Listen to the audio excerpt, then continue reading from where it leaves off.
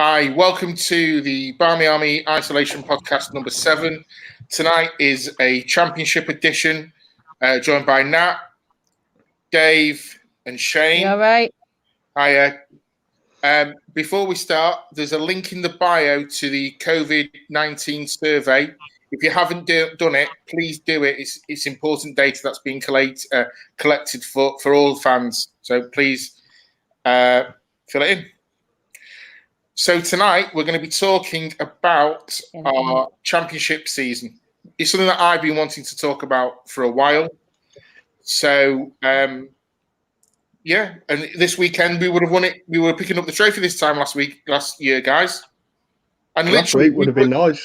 Yeah, it would be nice. And literally, we were picking it up because we were down on the pitch side as well. So let's start. Yeah, good memories. Let's start at the beginning. Villa away. You three were all there. Were you not there, Mark? No, I wasn't there, Dave. I had prior commitments. I wish I'd. Well, knowing what I know now, I could have done it. That's the nose of that for me. That was the longest away trip I've ever been on. I can imagine for you, Shane. It must have been awful. So I had to watch it on. I had to watch it on YouTube, and the first thing I remember is in the corner the Sammy Platz flag. Yes. And just Nat singing her heart out. That's the first memory I get of that game. So let's have a little chat about that game. So what were your expectations going into that game, Shane? I don't know. I don't know if I had any. I mean, obviously watched the first game against Liverpool on telly, and again, it was kind of a bit of an unknown void because we hadn't played before, and obviously there was only a few friendlies behind closed doors, so I didn't know what to expect other than, it was United, and you think we'll win. You always go into a game thinking we'll win. But I was in the sort of top corner nearest the clubhouse, and I was watching Villa warm up in the first half, and I thought they'd got a bit about them. Strikers most of the shots they were taking in the warm up, were going in, and so I thought this could be a decent enough game. And I think within 25 minutes we were 4-0 up or something stupid like that, and then I was just like, "Where's the Villa that were warming up gone?" It's like they went in the dressing room and didn't come back out. So I was completely thrown. I weren't expecting that complete dominance that early on, if I'm being completely honest. Now, what did you think going into that? Yeah, I mean, for me, I didn't know anything about women's football. So obviously we'd beaten Liverpool, we'd lost for Reading, but I thought it was tight. And for me, I didn't know anything about Super League, Championship, part-time, full-time. I just knew teams like Villa, Reading, Liverpool. So obviously those two games, a win and a draw, I thought, Villa, big team, it's going to be tough. I actually said the Reading game, I said to Jess, because she missed a few chances, I said, don't worry about it, the next game you're going to score. And then obviously when she did score the first one, I was going wild. I was like, yes, I knew she'd score. And scored that hat-trick goal in the first half. I was like, wow. And for me, I've got Katie dictate the play, and I told her, and I thought, bloody hell, we're going to win a league. That's literally what I thought from that day. Singing it from the start. Yeah. Dave, what were you thinking going into that game? I was a bit like Nat. Didn't know anything about women's football. Went to the Reading game. Thought we did well. Saw the Liverpool game. Well, I saw the highlights. I didn't actually see the game live. But to be honest, I didn't think in any way confident because the only international player we had wasn't playing. If you remember rightly, Amy Turner was captain that day. I think was it some international tournament where Alex was off there. So I didn't know anything about the players. I just knew the only international we got wasn't playing. And yes, I got there.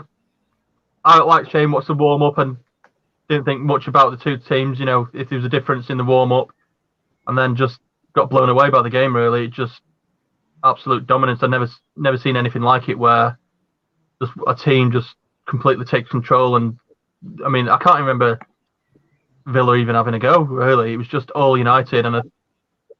And when it did get to 12, I just think we backed off. It could have, honestly, if they carried on, it could have been 20. Honestly, it was ridiculous.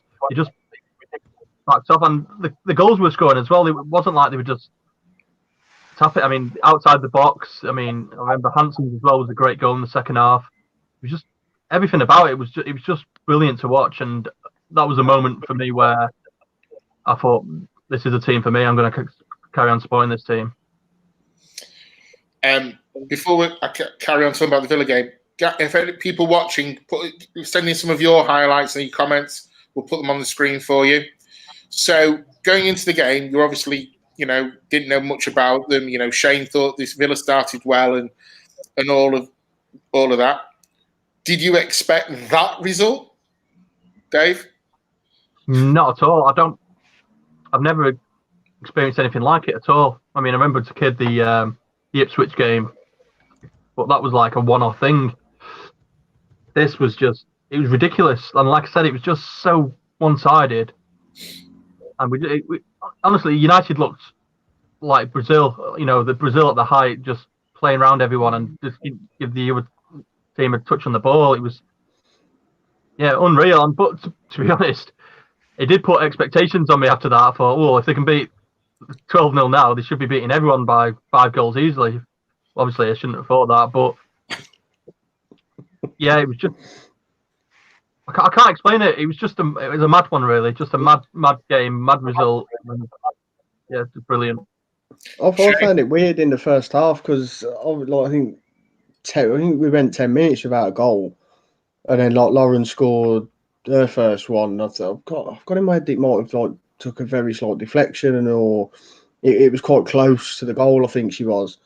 And then that was it for another 10 minutes. And then somebody just flicked a switch somewhere and we ran absolutely riot. I think it's 2-0 on sort of around 20 minutes, I think it was. And then we scored another 3-4 times in the next 10.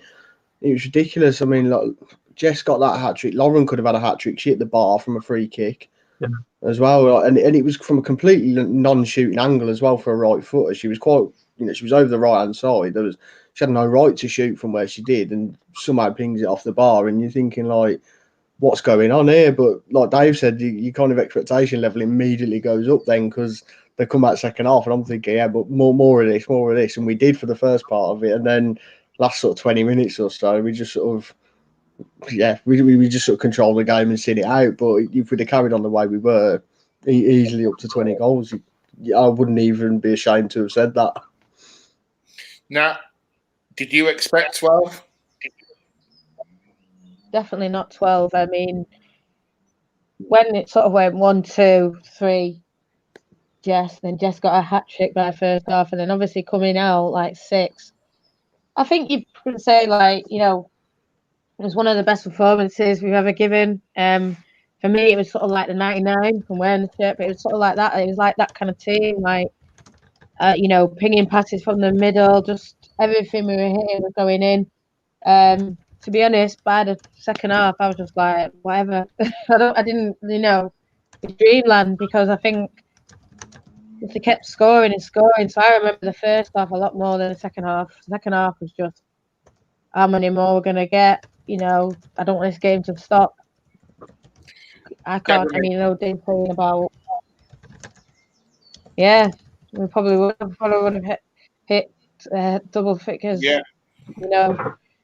Things we probably would have hit 20 that season, but that game. But I think it got me. Set the expectations. Yeah, no, I think I agree with all of you. When it set my expectations from that minute, of wow, for newly formed team to go and play their first league game and beat an opposition that's been around for a while, and beat them by 12. It was wow. So the next game was Sheffield United at home. It was a cold, miserable, raining. It was awful weather that Thursday night. I think most of us were all at the back of the stand watching that game. So did you think we would win that game as easily as we won the Villa game? Nat? I don't know. Probably, yeah, because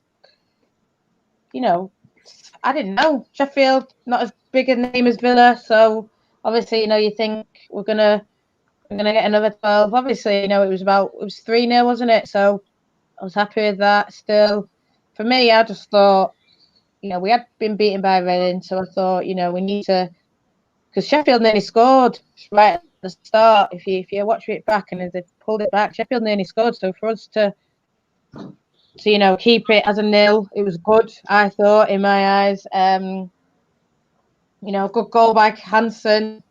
It just keeps going, keep doing what we're doing. Yeah, I mean, Jake's just come in the comments. He said it was a welcoming atmosphere. It wasn't the greatest performance, and it made him want to go back for more. And I completely agree with that. It was. Dave, what were you thinking going into that game? Before I go on to my next point. Well, like you mentioned just before we started talking about the game, I went to the 23s and 21s there for years at Lee. I was always in the same spot, and that was the first time I noticed you lot at the back. Just that's when it started forming the fans, in the back row. So obviously, what it's turned into now is brilliant. But that was the first time I saw it. For the game, it was a more competitive game. I think 3-0 was flattering for us in a way, because I'm pretty sure, if I remember rightly, didn't Sheffield get back into it right towards the last 10 minutes or so? Yeah. But it made me appreciate then that the team are capable of winning even when they're not at the best. Like I said, the Villa game was at the best and they won.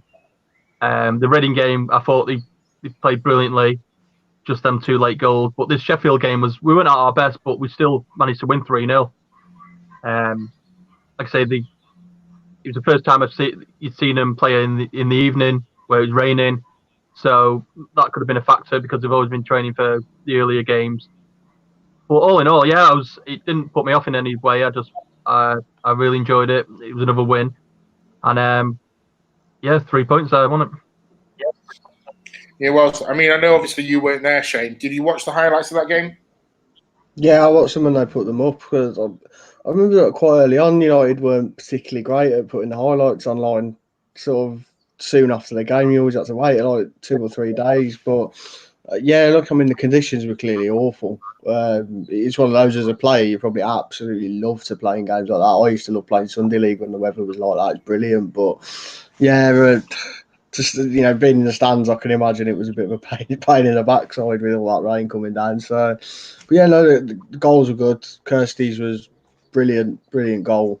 And she showed glimpses of that in the first game against Villa as well. So, cutting in from the right hand side onto a left and just unleashing a shot. So for to get that one, top corner-ish, it was good for her. Obviously, the one against Villa sort of trickled into the bottom corner, but I think it was clearly that they managed the game well, given the conditions as well. And again, I think like Nat says, we didn't know anything about these teams because we're not used to watching them. So it was kind of we've got the expectation, yes, we can win. Of course, we can win with United, but also we had no idea what these other teams could do at that stage. So it was always a bit reassuring when you're winning and you're keeping a clean sheet, given the conditions as well. It's always a big positive. Staying with you, Shane. And Mark, go on. That day as well was also the day when I met someone called Rachel Brown-Finnis. I didn't know who she was. She sort of said, make sure you keep singing. These girls need it. These girls need all the support they can get. The club are behind these girls. The fans need to be behind them too. And she said to me, City are the best fans. And I told her, listen, watch and wait. I think she knows now, Nat. I think she knows. She knew what she was doing. Yeah, she did. She was sticking with the stick at the fire. No, she would. Yeah. Okay. Shane, same with you. The crowd at LSB that night, if I'm right, it was over 2,500, I think. Sounds about right. Let me double check it. I think it was. Yeah, just over 2. Yeah, just over 2. Obviously, you saw the highlights. Were you expecting, were you expecting anything that big for the first game, or were you expecting something similar to the Reading?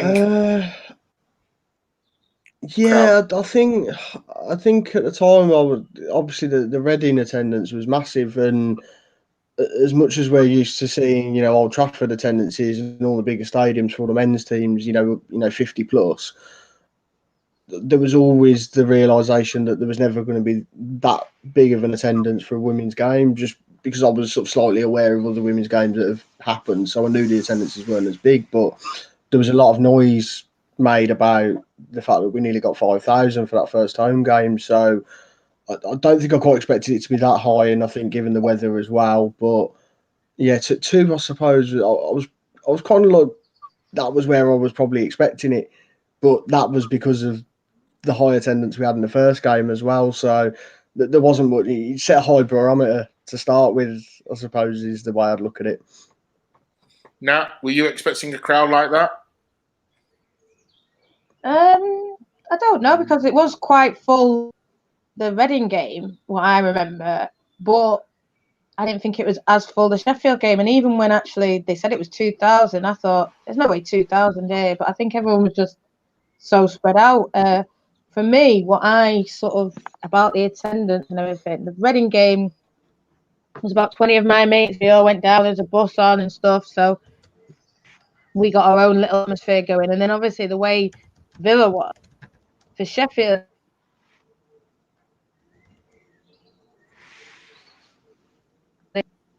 This is not the way kind of thing. So that's when, like Dave was saying, I had my mate and I saw two girls there from Sheffield. I thought, right, you were at Villa, I was at Villa. Let's get that Villa atmosphere going. So we started singing some songs, and then obviously, like I just said about RBF, but that's when it properly started getting a little bit of a atmosphere and starting to try to get some support behind the girls, and they loved it from the start. Dave, obviously, you go to LSV quite often to see the 18s or the 23s. What kind of crowd were you expecting for that game? For me, it was I don't really know, because the 23s have it's always been free entry, really. Oh, sorry, my camera's messed up. So been free entry, and depending on the game, I remember a few years ago we played Liverpool, and there was loads. Both sides and behind the goal was full.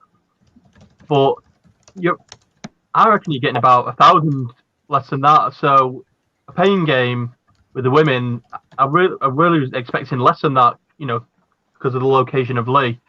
It's all right for people who live near there, but if you, especially on a midweek at night, and a bit of a pain in the backside to get to. So I wasn't expecting much, but it just showed throughout the season that people were interested, and I think we rarely dropped below 2,000, if I remember rightly, last season. Shane's the guy. Yeah, Stato Shane will answer that one. Quizmaster. But I really was surprised, really, because it wasn't like it was the 23s where you're paying, where it's free, you have to pay, and that many people are going. And it wasn't just season ticket holders who got on earlier on. The amount of people who were queuing up to buy tickets. I just think it was the way we played football. People were interested in seeing it, and I was talking to Nat earlier, the way that fans can interact with the players. If a family brings some kids along, they can all speak to the players after the game, and they'll want to come back because they'll feel that respect in a kind of way. And they'll ask the parents or whatever to come back. And I do feel like you did get people who maybe just went for the once, and then they enjoyed it so much they kept coming back. And I think the Reading game really helped with that, because there was a lot of free tickets given out for that. My ticket was free for that. And I was going to go anyway, but the fact that I got a ticket, I went. And I think a few people did that, and they enjoyed it so much, even though we got beat, that they thought, yeah, this is a great day out. We'll do this again. So we're going to skip quite a few games, and we're going to go and talk about Durham away. So if memory serves me correctly, we played Durham midweek in the Conti. Mm-hmm. We beat them 1-0, and then on the Sunday we went up to Durham. And now Shane, I need you on this one as well with all the stats. Were Durham the only other team in the league to take points off us? Did anyone else take points off us in the league, or was it just Durham? No, it's only Durham. So draw and a win for them. They're the only team that got points off us, I think. So I'll start with you then on this one, Shane. Did Durham get their tactics spot on against us, or do you think they learned how to play against us over those 3 games?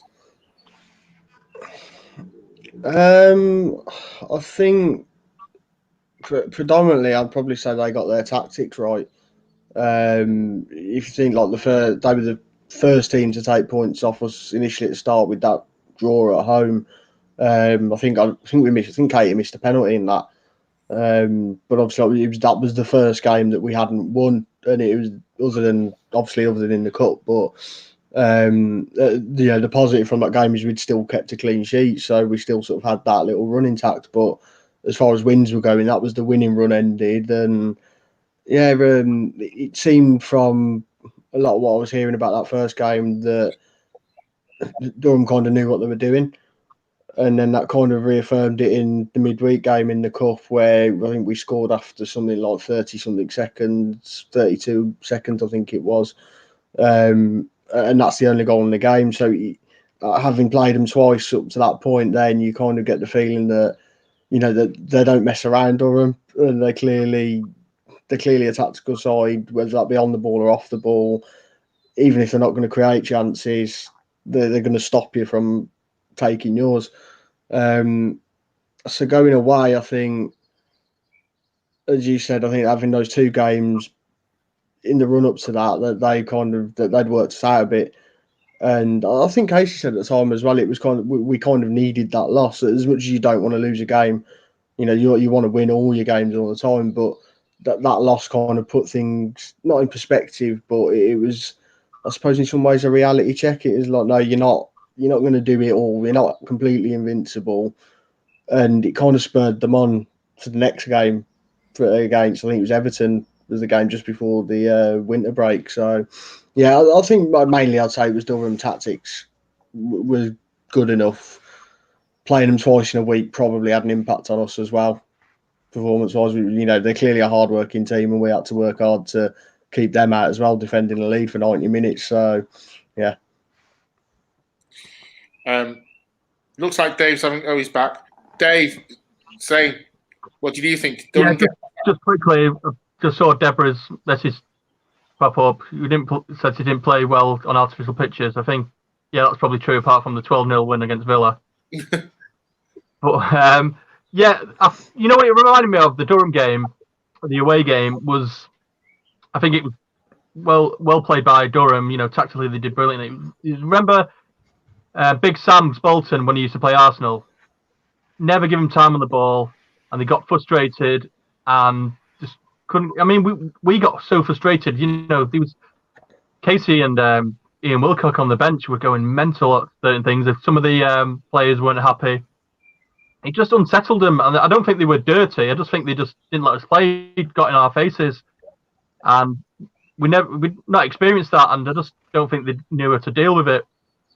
I think they learnt a bit in the upcoming games when we come across teams a bit like that, how to deal with it. But it was a new thing for them, and they just weren't expecting it at all, I don't think, because I think the away game was completely different to the home games we played. I think they learned if we don't give them space, we might get something out of this, and they tried it, and it worked perfectly for them. So, fair play to them. Nat, what did you think? Tactics spot on for Durham? Yeah, they, like John just said, sometimes you have a bogey team, and I think that's just what they are for us. And we're always a cup final for someone. Yeah, but fair play, Because I think I went to watch Durham versus Sheffield, and they did not look like that same team. And they weren't that energy. They weren't. I don't want to say dirty, but practical fouls. Let's say they weren't kicking out. They weren't tripping people up. They were just let Sheffield play more. But then when we came, they were in our faces. They were tackling us. They were kicking us. They were kicking us even when we were on the floor. So for me. I sort of read as well about the artificial turf. That didn't help us. I don't think any turf like that ever helps us.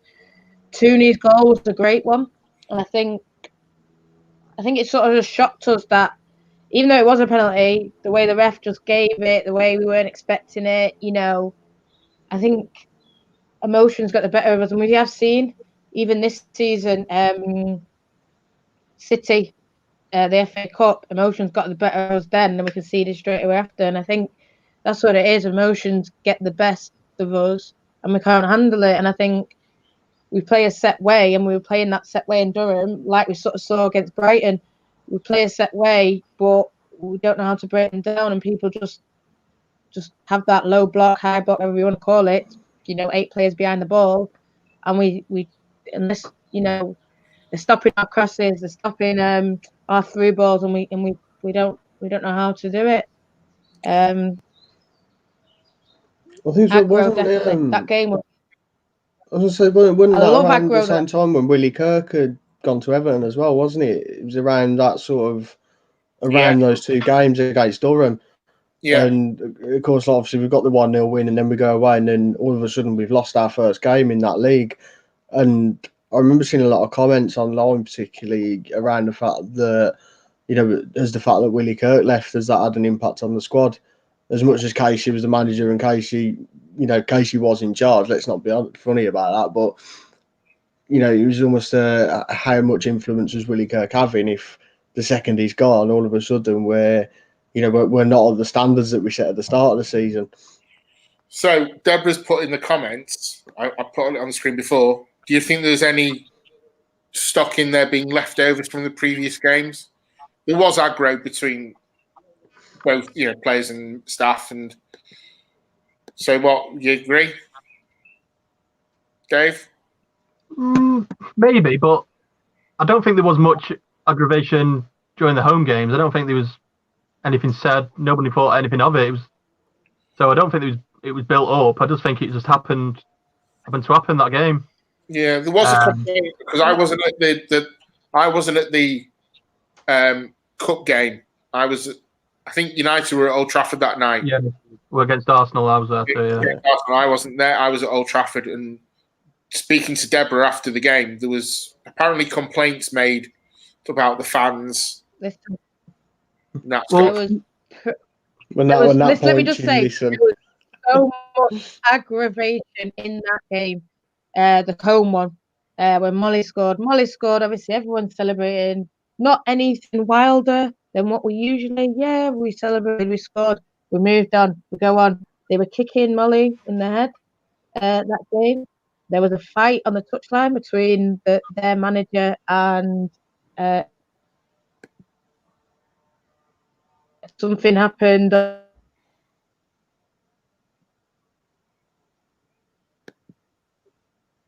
Carried on singing when someone was down. To me, that's normal. There's no, I sing all songs all the time. So why, just because if one of my players down, I still sing. I sing their name, And then there's lots on Twitter about, they're singing these songs. They're singing when a player's down. They're singing, obviously, you like you said, the lads were at playing Arsenal. We were celebrating that, and it was like, you can't do that. And I think that sort of rallied up a bit. That game was just pure aggro, and someone complained about something, and it was just steward came over and said, "You need to calm down." And obviously, then that was attributed to people tweet about our songs. So there was that game. I wasn't at that first 0-0, but apparently they ended up celebrating like they'd won the Champions League. I heard, Yeah, So I think there was a bit of something then, and then obviously the home game happened where there was a little scuffles and complaints, and then it just was straight away to that game. Was it that aggro there? I can't remember if it was. Oh, sorry, no, I was going to say I can't remember if it was the midweek game in the cup or if it was the league game at home, but I've got memories that we finished one of the games with 10 players because we'd used all the subs and then someone got injured quite late on, I think, or like 80, 85 minutes. The Like, 0-0. was it Leah or something got injured? Yeah. So Leah got injured, I think, in the 0-0. So now, Go on. go on. Do you finish your point? No, apparently it's a really bad tackle as well. So I think they'd already that Oh yeah, no. narrative. She got stretched off, Leah. I remember it now. Yeah. So now you only missed one game last season in the championship. Yeah, is that correct? 2. But you went down. I missed 2 Bees. All right. But you went down to lose Palace and Bees away. I missed Bees away. Oh, you missed Bees away. You'd lose in Palace, didn't you? Mm-hmm. Right. So at Durham, so this is directly for you now, Nat, as BA1. Did you think at that Durham away game it was the birth of the Barmy Army travel support? Because there was quite a few of us.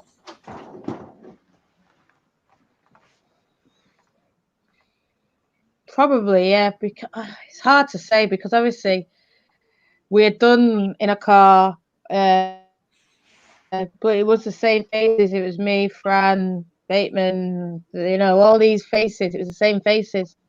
But I suppose when we did the Durham, it was more. And so I think that's what started it off doing the bus from that game. I think that's when we did the bus. But I think the bus definitely started from Everton because when we were at that game, there was a load of us. And that was the last one before Christmas. And then straight away after that, we had the bus. So I think, the Durham and then thing. Obviously, those who went the Palace and the driving down and all that, we set our stall out. And that's what we do. And I think then it probably you saw it, other people saw it, and you thought, well, why not? We like going to the home. I don't know. I mean, Mark, why did you come to Durham? Like, why didn't you come before? What was it? Because it was closer? Yeah, it's probably because it was closer, to be honest. I won't deny that. Dave, you obviously didn't do Palace or Bees or lose away, but you did do Durham. Was it the same reason? A closer one to go? No, it's basically I couldn't get there. I was originally I actually booked National Express to get to Bees, but my granddad had a fall, so I had to cancel it. The other 2, I was available to go, but I just couldn't get down there. I'd have gone. The only game that I definitely couldn't have gone to was Liverpool. The others I wanted to go, but I just couldn't. So Durham, there's the opportunity to go. So obviously I went. I think after that was Everton, which got the train, and then like I say for the Charlton, that's when the bus started, and it was just easier to get on that.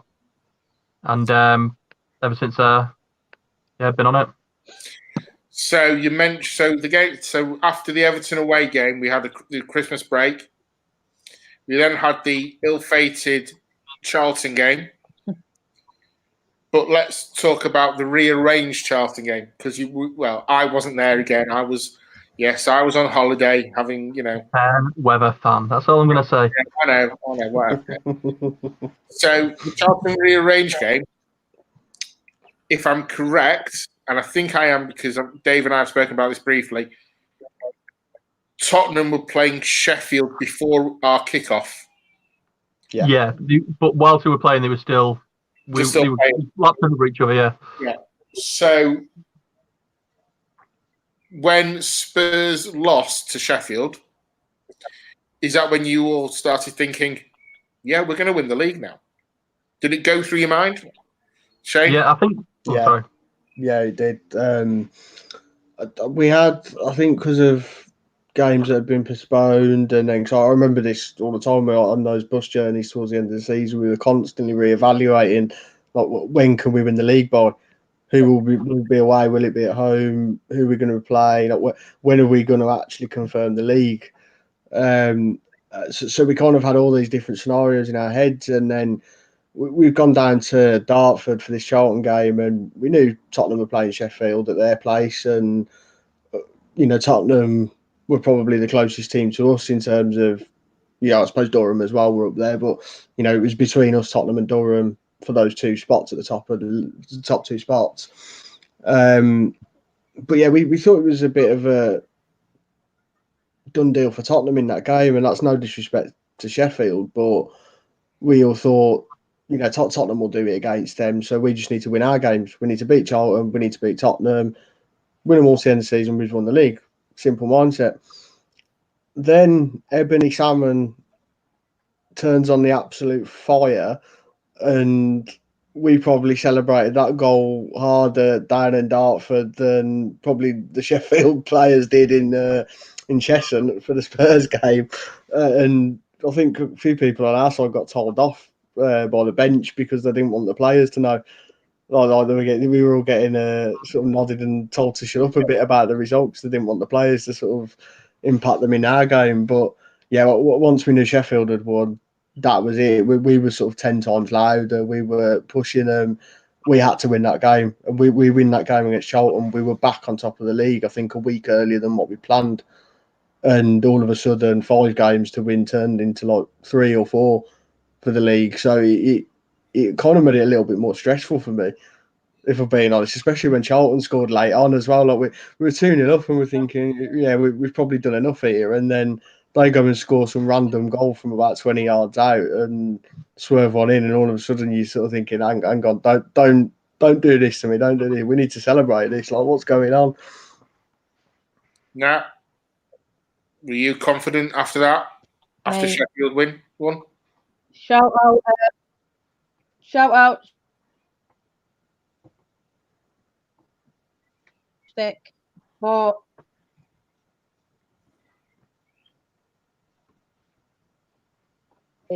mental. We, like you say, Spurs kicked off at 12. We kicked off at 2. So I think probably when we were rocking up, we knew they had started. And I think Ebony even scored just as we were kicking off. So we were going mad. We were like, we're going to win the league. And just the scenes at the end. But it was tight at the end because they were putting us under pressure. We had to hold on in the end. After they scored that one goal, they were back in it. They were relentless against us because obviously they thought they were going to go up in second place, and they probably heard us singing about.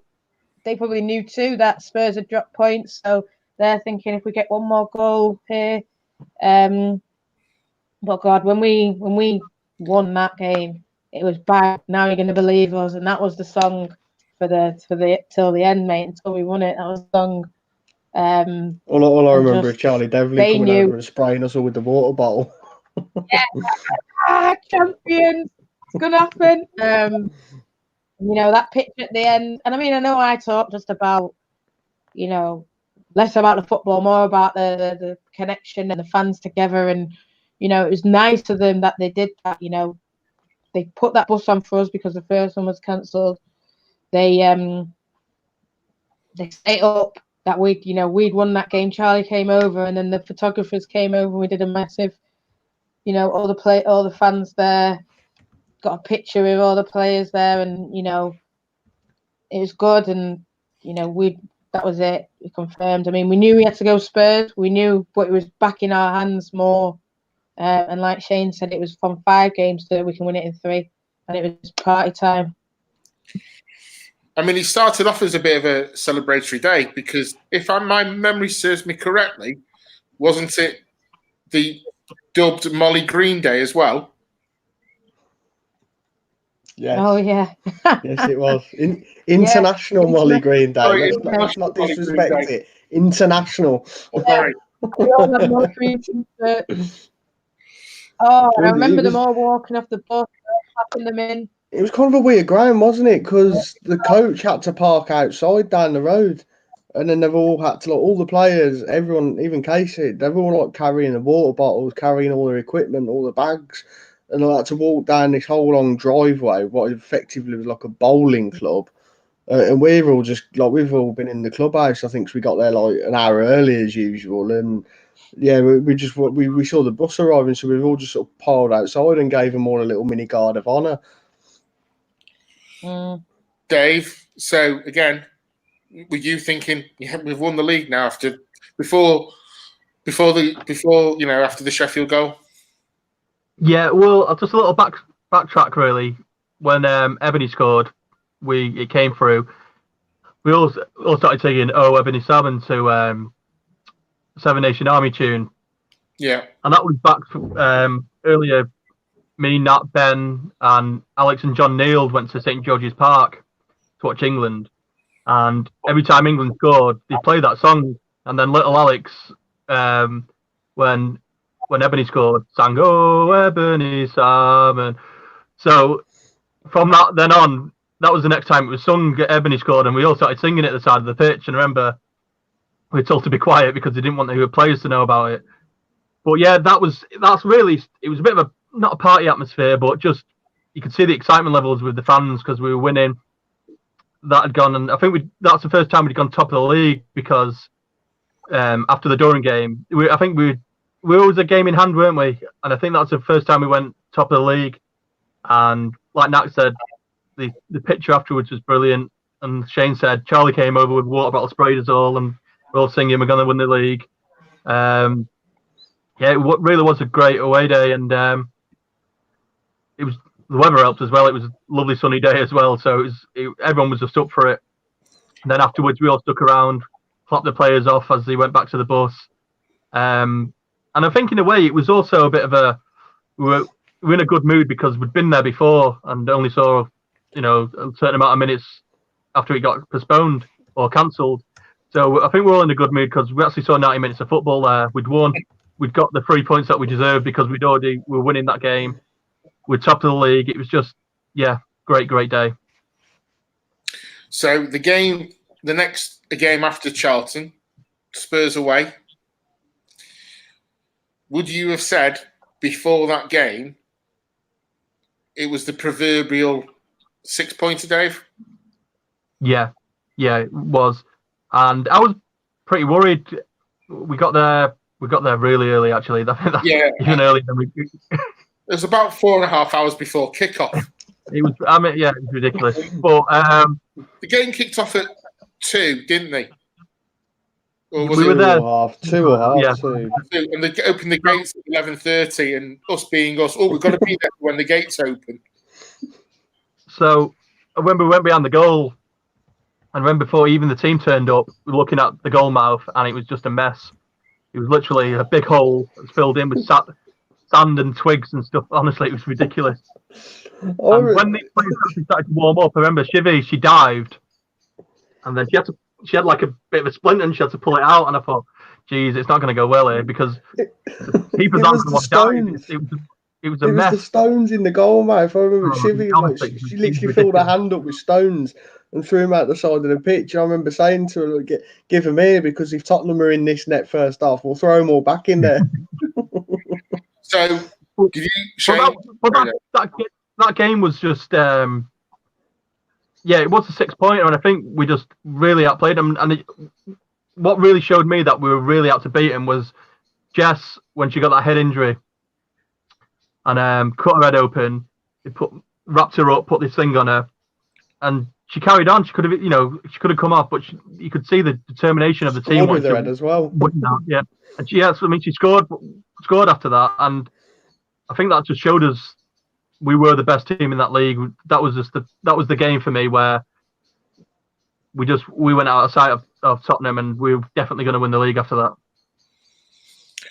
Shane, 6-pointer game for you? Yeah, there was 2 games that season where I was most nervous in the run-up to it, and both of them were against Tottenham. The first one, the home game, was because there was us and Tottenham. Tottenham were the only other team that were unbeaten up to that point. So, not knowing anything or not knowing much about the Spurs women's team at the time, it was kind of like, all right, clearly they're going to be a rival in the season. And then we beat them 4-1 at home. Like, okay, they got the trophy for the first team to score past us in the league, but I was just like, what was I worrying about if we've just done that to them? But then it was exactly the same for this away game. I'm going into it thinking, like, I wouldn't say I wasn't confident. I was just really nervous. Probably because I knew what was on the line. Like you said, 6-pointer. If we won that, all of a sudden we were like 9 points clear at the top, and we only needed one more game then to get promotion. So, but I think that nervousness added to the atmosphere. I think because we were all so sort of committed to we want to win this league and we want to do it ASAP so we can celebrate. It just lifted all the crowd. I mean, there was a really good crowd there that day, and you know, there was like one Spurs fan carrying one flag in one arm for 90 minutes. I think, you know, it must have been a metal arm or something, because there's no way he was holding that flag up for 90 minutes with his own muscles. But he swapped. The atmosphere was nuts. It was nuts, the atmosphere that day, and you know, I dare say there was alcohol involved at some point for some people, but it was a really good day, and that little 10 shed beyond that goal will always be a very good memory for me. I think that really helped though with the atmosphere, because it was a smaller ground, so we just all stood at the edge of the pitch, right behind the goal. There's flags everywhere. We had that little tin shed, which a few people are in. So I think there's about 9-10 people in there, banging it. People singing. It echoed and caused made it louder. And for me, that was one of the better atmospheres that day. So I was going to say that I thought it was one of the best away ends. Arsenal was always a great away end. I think we'll all agree on that. But for the league games, Spurs away, I thought was brilliant. I mean, I'm going to give a special shout out to Jack, because he broke it. He broke the tin shed. He did. He was banging it so hard he started to come away at the rivets. Now, 6 points a game for you.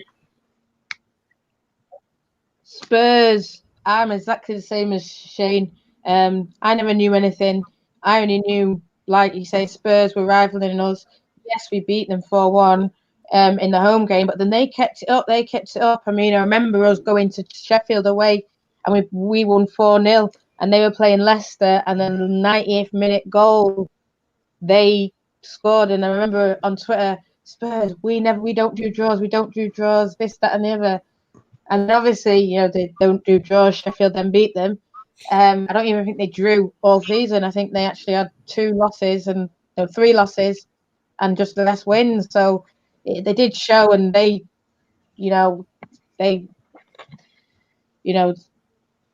what they did that season, they deserve to come up. You know, Spurs is a big name. It's good to have them in the Super League with us. But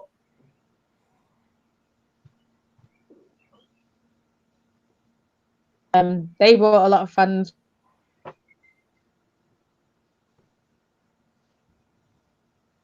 We knew, so we got there early, got set up, got in that tin can, and just were singing from the off. And I remember, the one thing I remember is Spurs players weren't even there yet. They came in, and they started to walk onto the pitch. They saw us, and we saw them. We started going mad. We were singing, we were just went round, and then obviously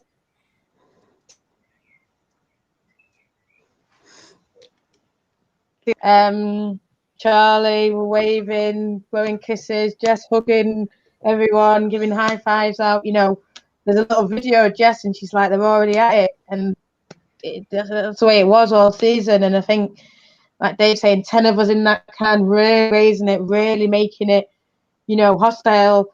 Their keeper went behind us in the first half. I think she had a nightmare behind us, not just because but I think the minute she went in that goal, we were on her. We were saying, this is what's going to happen, left, right.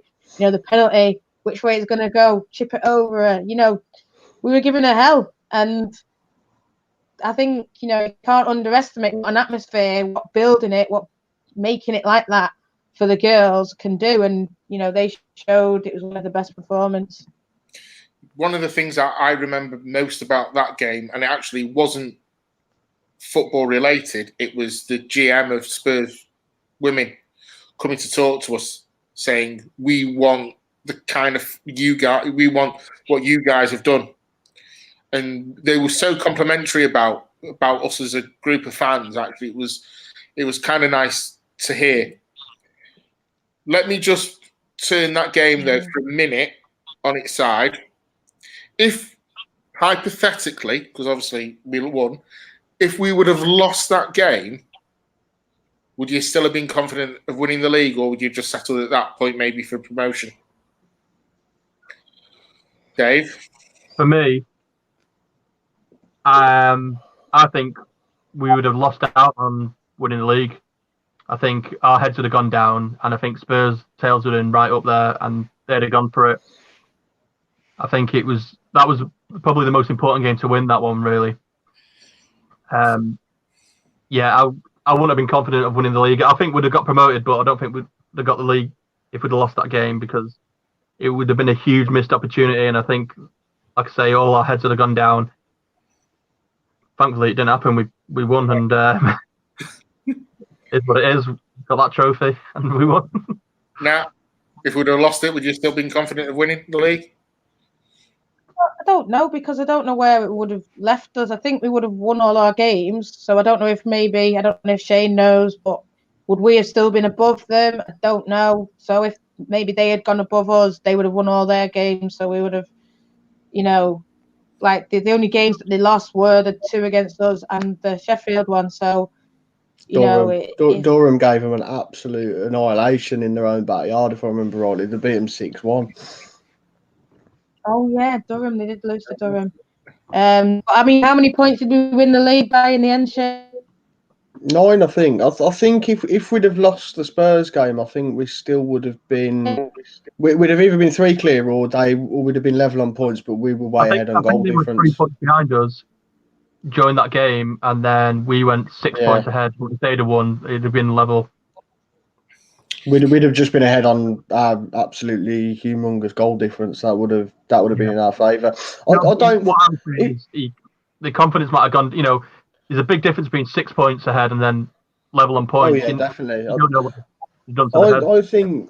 I think if we hadn't have been coming up to a break, because there was like 2.5 weeks between that and the next game, if it had been, I know some players, like, you lose a game, they just want to go straight back out there and play the next game and get that one out of the way and try and get the win again. But I think if we had lost that game, I don't think we'd have had too much heads drop, knowing the run of games we had coming up.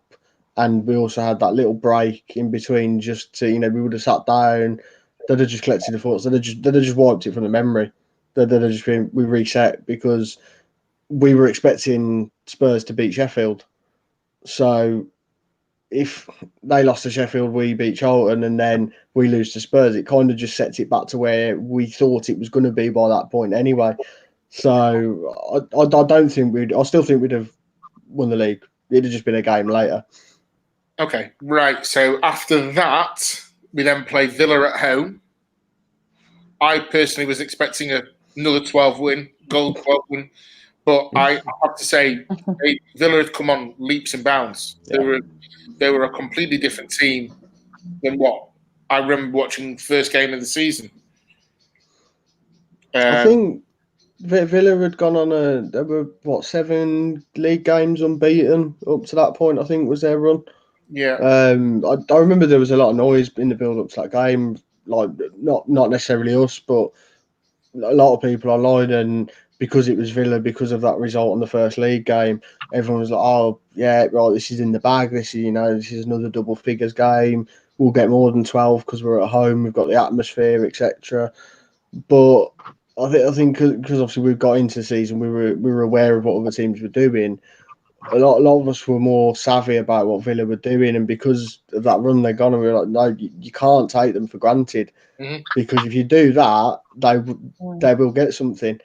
And I think that's what Casey was drilling into the team quite a bit towards that last run of games. After Spurs, we knew it was 2 games. We were all saying it's 2 games and we've won the league. Yeah. Casey will constantly come out and say, no, it's 4 games. You win 4 games. There's 4 games left. You win 4 games. That's the expectation. Then you've won the league.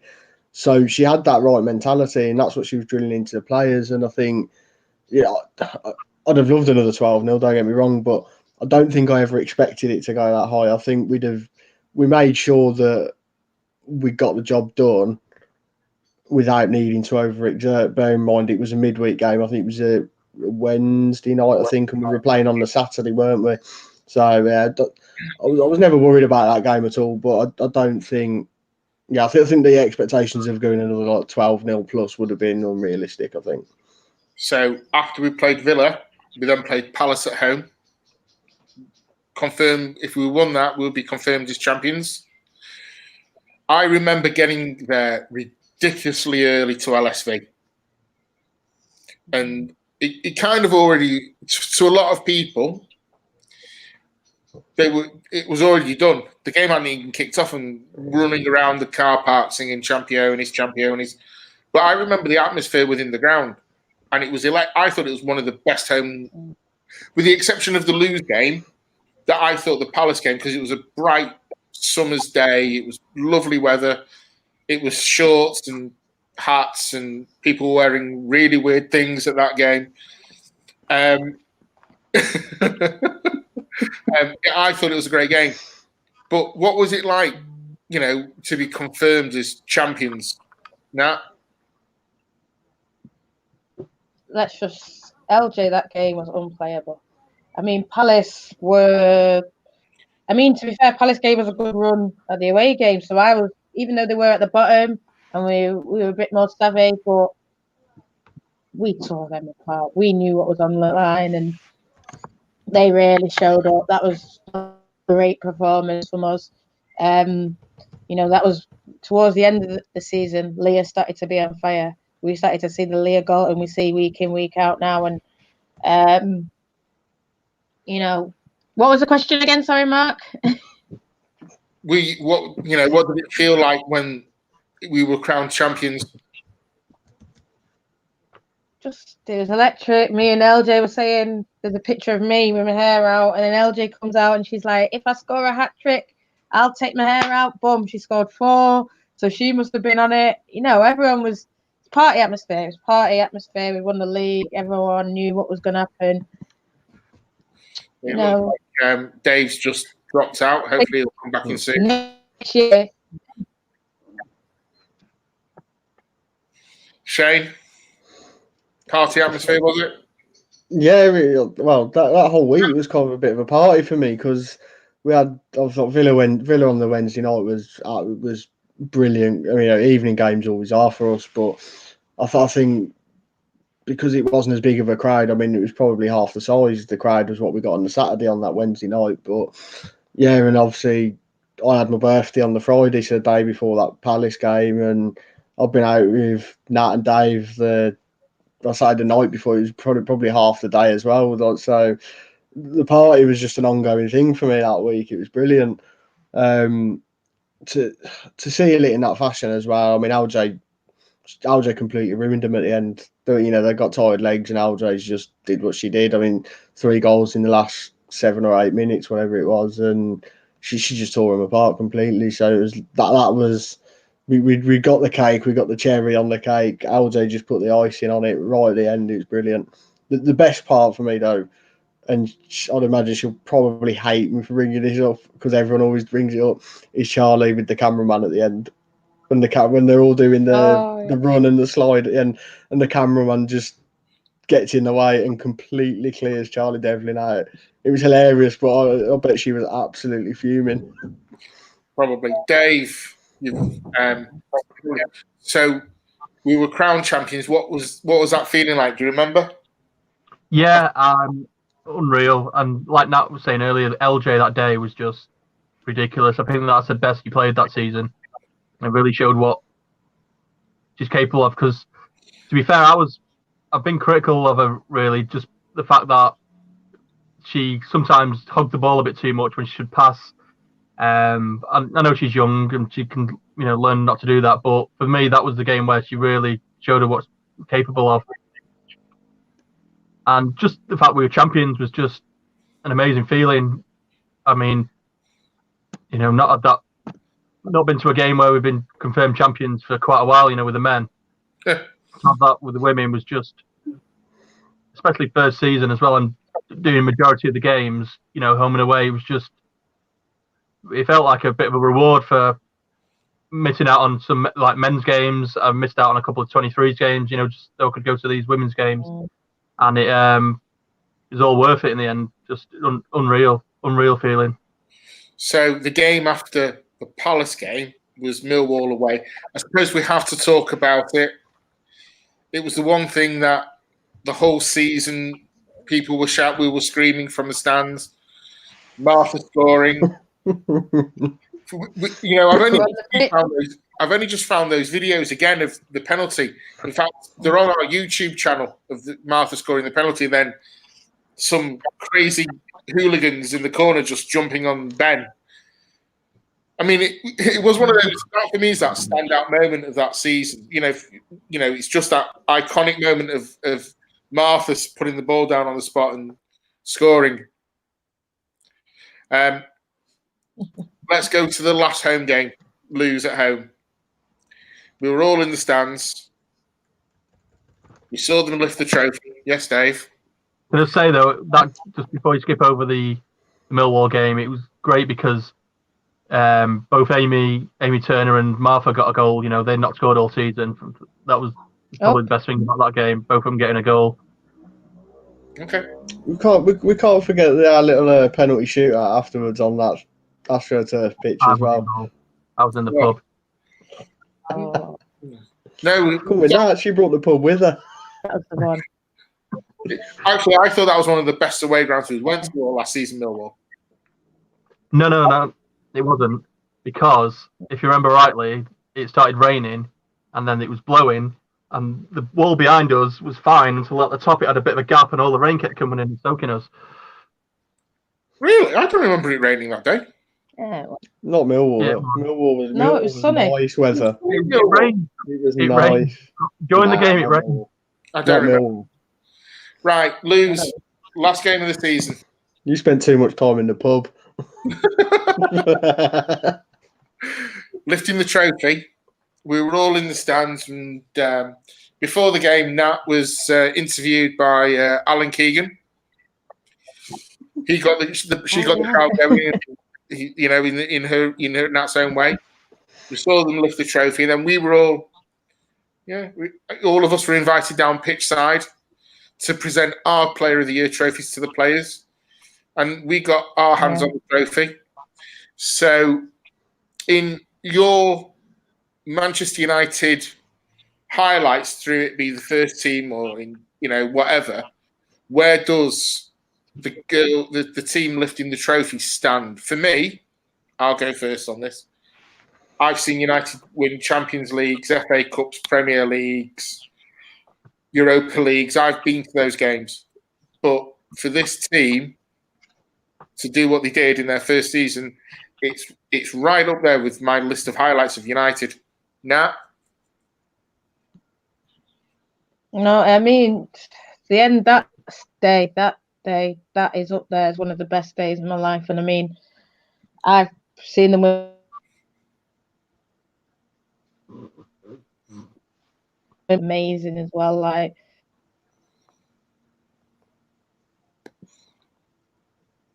and about it was full, it was packed, it was, them coming out, Alan Keegan starting the songs, all the girls were watching, Alan going around the whole stadium and speaking to people in the south stand, speaking to people in the other side of us in the west stand. It was a packed day. It was electric from the start. It was, we won 5-0, but we were still like, we want more. So when Amy scored that last goal, she picked the ball up to run back to the halfway line to get another goal. And I mean, God, that would have just topped up if we got 100. That's what we were waiting for.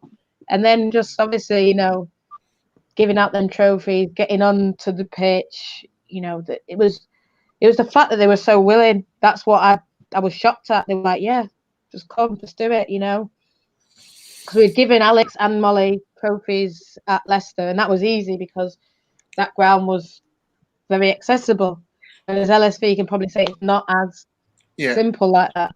Can I just say we gave Molly a trophy. We gave Alex an ornament. The size of that. Oh, anyway, Shane. The Ballon d'Or. The Ballon d'Or. It's definitely up there, and the fact that I got to be there and see it with my own eyes. I mean, I'm not as lucky as others where I haven't got to see the men's side lift the trophy other than on TV.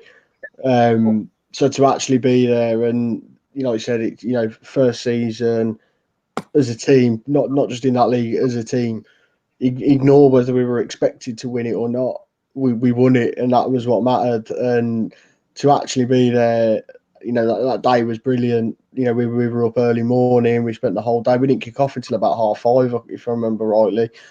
But we were all at 9 o'clock, and in the morning, and it was like we probably the game seemed to go by in a flash, but then it seemed to go on for ages. The celebrations after it has to be up there for me. Has to be. Yeah, I mean, I remember we went early. We met at the Wren. We then went outside and Nat had organised a guard of honour for when the players came in. And then the game kicked off. And then for some reason, we were still at Lee coming up 1 o'clock in the morning. Because we were all waiting. Dave? Go on now, sorry. Yeah. Go on, Dave. Go on, Dave. Yeah, for me, I'm probably known for doing my academy stuff, academy review, and I've met a lot of players, met Rashford, met Michael Carrick, who's one of my favourite all-time players for United. Had pictures with him, but if you go on any of my social medias, the picture I've got up there is me holding the trophy, the Women's Championship trophy, because for me, right up there is one of the best moments, winning that league. First season of Askin, the whole thing around it, like Nat saying, nearly scoring 100 goals in the league, unreal. Almost every single outfield player scoring a goal. And then the fact that the club, invited me to the side of the pitch to have a photo taken holding the trophy, and then having a picture with Casey at the side of the pitch, with a medal around her neck, and it was just an unreal experience, because I can't ever imagine that. Remember the first time I saw United lift a trophy was I went to Wembley to watch the Charity Shield against Blackburn in the 90s, and I can't imagine United coming up to us. Oh, do you fancy coming on the side of the pitch, having a picture with the manager and holding the Charity Shield? It never happened, but the fact that they did that, it was just an unreal experience. And I've got a little video of them giving me the trophy and holding it. I'm going to post it in a few days, obviously the anniversary of it. Just still, I think about that moment all the time. Just what a day it was, and I can't thank enough what United did for me that day. Nat, you were going to say something. Yeah, that's what makes it. That's what makes it a family. That's what makes us.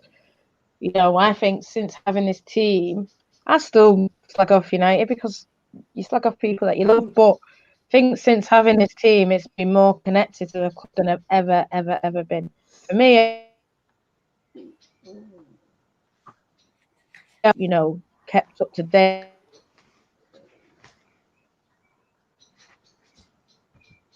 But I've never felt connected. I've never felt like a sense of belonging, like this is my club, and we're together, we're united as one. The fans, they do it for us, we do it for them, and because when you go to Old Trafford, you do it for a good time, laugh with my mates, singing, dancing. You're in with the Red Army, it's atmosphere, it's great. But sometimes I've been in Old Trafford and missed goals because I'm just singing, and you're doing it because you're having a good time. But this, when I'm in Lee, I feel like I'm really doing it for them more than any game at Old Trafford, than any game at an away day, because I see how much it means to them. I see how much it pushes them on, and I think, God, when we started singing, we want 5, and then it kept going down, and then you next minute you saw Amy running with the ball to get it back on to get another 3 or whatever many we needed. We will ignore the fact that Amy was about 6 miles offside for that goal, but yeah. Well, the thing is, though, we knew that Casey wanted that. We knew Casey wanted 100 goals, and we only started singing that because we saw her going, "No, come on, So that's what. Clock on, right? Come on, we need this. Keep going, boom." And I think when we see them react, we react, and I think it's that that togetherness that we have. And I think, you know, they talk about it a lot. We're the most together fans. You know, these fans are the best fans, and they've never experienced anything like it. I've never experienced anything like what they've given to me. So I thank them for that. I think we're going to wrap it up there. So I want to thank Shane, Nat, and Dave for coming on tonight for this Champions Edition. Guys, in the link in the bio down below, there's the link for the survey. If you haven't done it, please do it. It's an important. The results are important. Next week's Isolation Podcast is a bit of a special one. Hopefully, we're going to get Shane back on, as we're going to be doing a live quiz. And Shane likes a good quiz. No pressure here, Shane. Some questions have been made to stump him as well. Yeah, there's a few out there that will stump you. Hopefully Fiona's agreed to come on as well. You're all gunning for me. No, we're not. We just want to see where you are with your knowledge. That's on everything you know, Shane. You mean without Excel on the go? So join us next week for a live quiz. You'll be able to take part at home as well. And thanks for now. Bye. Cheers, everyone.